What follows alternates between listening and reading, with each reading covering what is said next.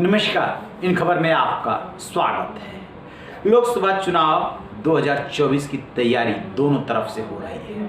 INDIA की मुंबई में हुई बैठक और उसी दौरान सरकार द्वारा स्पेशल सेशन बुलाने की बाद से राजनीति काफ़ी गर्मा गई है। वन नेशन वन इलेक्शन की बात हो रही है। उससे पहले 5 राज्यों में विधानसभा का चुनाव है। मध्य प्रदेश, राजस्थान, छत्तीसगढ़, तेलंगाना और मिजोरम।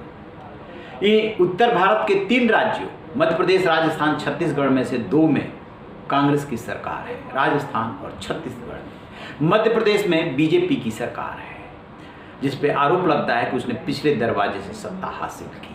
शिवराज सिंह चौहान मुख्यमंत्री हैं। 18 साल हो गए। इस बार कांग्रेस दम लगा रही है कि किसी तरीके से मध्य प्रदेश की सत्ता पूर्ण बहुमत से हासिल की जाए। उसने हासिल तो पिछली बार भी की थी, लेकिन ज्योतिरादित्य सिंधिया कांग्रेस से बगावत करके आ गए बीजेपी में और अपने साथ विधायक भी लाए। कमलनाथ की कुर्सी उन्होंने हिला दी थी, वो सत्ता से हट गए थे। ज्योतिरादित्य सिंधिया बीजेपी में आ तो गए, लेकिन बीजेपी के अभी तक हो नहीं पाए हैं, क्योंकि जो बीजेपी के पुराने नेता और कार्यकर्ता हैं उन्हें कहीं ना कहीं उनसे खतरा लगता है। तो ज्योतिरादित्य सिंधिया न कांग्रेस में रहे और न पूरी तरीके से भाजपाई हो पाए।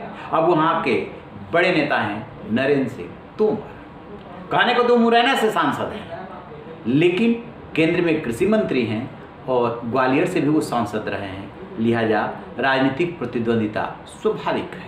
ठीक इसी तरीके से 2012 तक प्रदेश के अध्यक्ष रहे, बाद में राज्यसभा सदस्य बने। प्रभात झा से भी सिंधिया के रिलेशन है वो ठीक नहीं थे। प्रभात झा तो इतने अटैक करते थे कि उन्हें भूमाफिया तक बता दिया था। खैर, अब वो गुजरे जमाने की बात हो गई, क्योंकि ज्योतिरादित्य सिंधिया बीजेपी में आ गए। बीजेपी में जिन विधायकों को, जिन पूर्व विधायकों को, जिन कार्यकर्ताओं को लेकर के आए, वो अपने भविष्य को लेकर के चिंतित है और एक एक छोड़ करके एक जा रहे हैं पार्टी से। और इधर सिंधिया प्रभात झा के घर मिलने के लिए पहुंचे हैं।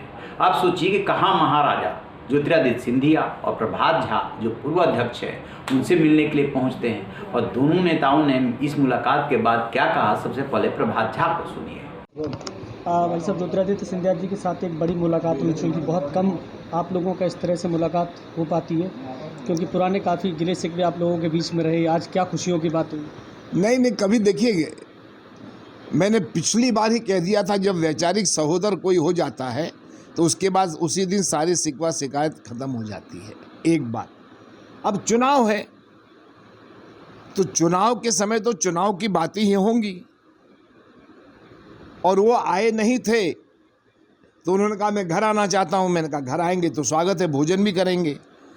तो सहज भेंट थी, पॉलिटिकल चर्चा हुई है, और चुनाव के समय पार्टी कैसे जीते इस पर कुछ सलाह हमने भी दी, कुछ सलाह उन्होंने भी दी।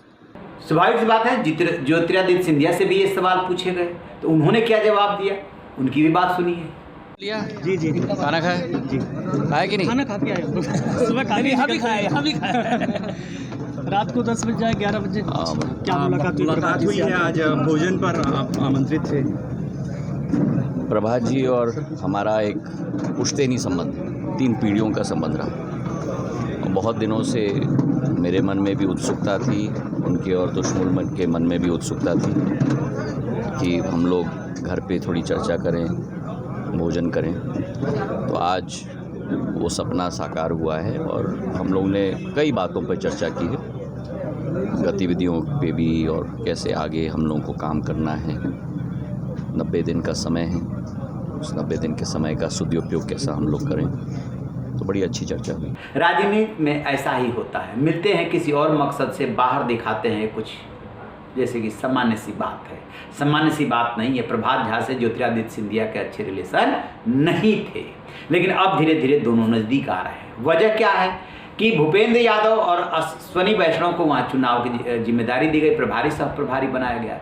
नरेंद्र सिंह तोमर को वहाँ पर मेन जो चुनाव प्रबंधन समिति है उसकी जिम्मेदारी दे दी गई, और संकल्प पत्र समिति में स्थान दिया गया प्रभात झा को। अब ज्योतिरादित्य सिंधिया को अपने समर्थकों को टिकट भी दिलाना है। ग्वालियर और चंबल संभाग में ये बात किसी से नहीं छिपी है कि जितने भी सर्वे आए हैं और जो भी जमीनी हकीकत है उसके मुताबिक बीजेपी की हालत वहाँ पे पतली है, कांग्रेस वहाँ पर भारी पड़ रही है और ऊपर से खींचतान। इधर प्रभात झा को अपने बेटा तुष्मिल झा को राजनीति में एंट्री करानी है। स्वाभाविक सी बात है कि ग्वालियर ज्योतिरादित्य सिंधिया का बेल्ट है, तो इनका ये स्वार्थ, सिंधिया जी का ये स्वार्थ कि हमारे समर्थकों को कैसे ज़्यादा से ज़्यादा टिकट मिले। तो जब वहाँ के बीजेपी नेताओं से, जिनकी कि कहीं ना कहीं कमेटी में या आरएसएस से नज़दीकी है, तो उनसे मेल मुलाकात और अच्छे रिश्ते तो रहने चाहिए। सो सिंधिया जी उनके घर मिलने के लिए पहुँचे हैं। दोनों का एक दूसरे से स्वार्थ लगा हुआ है। नरेंद्र सिंह तोमर से दोनों की नहीं पड़ती है, न प्रभात झा की और न ज्योतिरादित्य सिंधिया की। ये बात अलग है कि नरेंद्र सिंह तोमर चूंकि मजे हुए राजनीतिक खिलाड़ी है, इसलिए बोल देते हैं कि ये तो हमारे नेता हैं सिंधिया जी। लेकिन जैसे ही उनको जिम्मेदारी मिली और सिंधिया जी को कोई जिम्मेदारी नहीं मिली, तो स्वाभाविक सी बात है कि मन में तो ये बात आएगी। सिंधिया जी केंद्र में मंत्री हैं, नरेंद्र सिंह तोमर भी केंद्र में मंत्री हैं। सिंधिया जी राज्यसभा से हैं, नरेंद्र सिंह तोमर जो है मुरैना लोकसभा से है। और सिंधिया जी की प्रभावी भूमिका रहेगी भी, लेकिन ये सब राजनीतिक प्रतिद्वंदिता रहती है। तो उधर से प्रभात झा को अपने बेटे के लिए राजनीति में जगह बनानी है और इधर से सिंधिया जी को सपोर्ट चाहिए प्रभात झा का, इसलिए ये मुलाकात बताई जा रही है कि हुई है।